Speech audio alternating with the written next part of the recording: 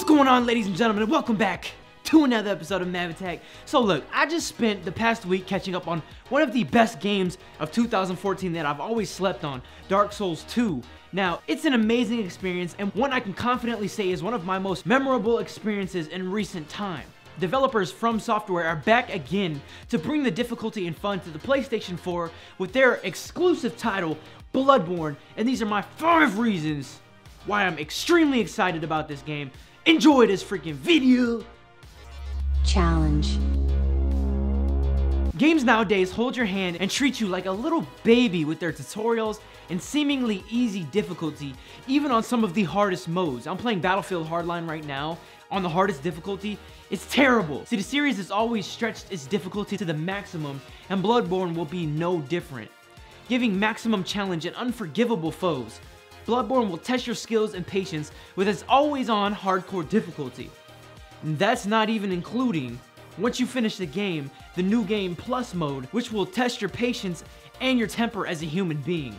I am so extremely pumped up for the challenge. I'm about to go Super Saiyan in this. Procedurally generated dungeons. The Chalice dungeons are procedurally generated dungeons that you can tackle that changes from player to player. It includes 3 layers to the dungeon with a heavy focus on tricks and traps, and lets you invite your friends to try your own generated dungeons and fight bosses and earn them goody riches. It sounds pretty damn awesome, and this is another reason why I'm so excited. Online player versus player.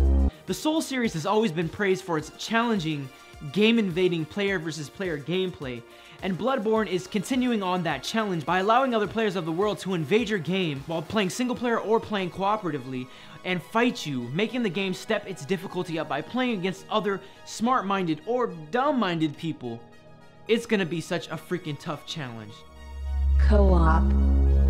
See, co-op has always been available in the Souls series by summoning people to come into your game and help you out against bosses and basic struggles, and Bloodborne hopes to bring it back, and make it much easier to link up and play with your friends on your friends list. Now, it's not as easy as it sounds, because once you summon a friend into game, a character called the Spell Maiden comes out and opens access for your world to be invaded by others. Being able to play the game cooperatively with your friends, however, just makes my pink thing come out. Weapons. The weapons featured on Bloodborne are massive. Massive. Being able to use guns like the blunderbuss and massively open-barreled shotgun, to a flamethrower and giant melee weapons like spiked whip, massive whips with freaking range, or a giant blade you freaking swing out, changes the way it's used, to axes and great swords and knives. There's just so many weapons to get your freaking hands on, because a huge highlight of the Souls series has always been getting loot, and that's just exactly what you do in Bloodborne. You get that loot. But thank you guys all so much for watching this episode of MavAttack. If you're excited for Bloodborne, check that like button. And if you're not, please, in the comments below, explain to me why you're not looking forward to the game or you're going to dislike it, and I'll explain to you why you're just some casual SpongeBob. But you guys all stay rad, and I'll see you all on the next episode of MavAttack.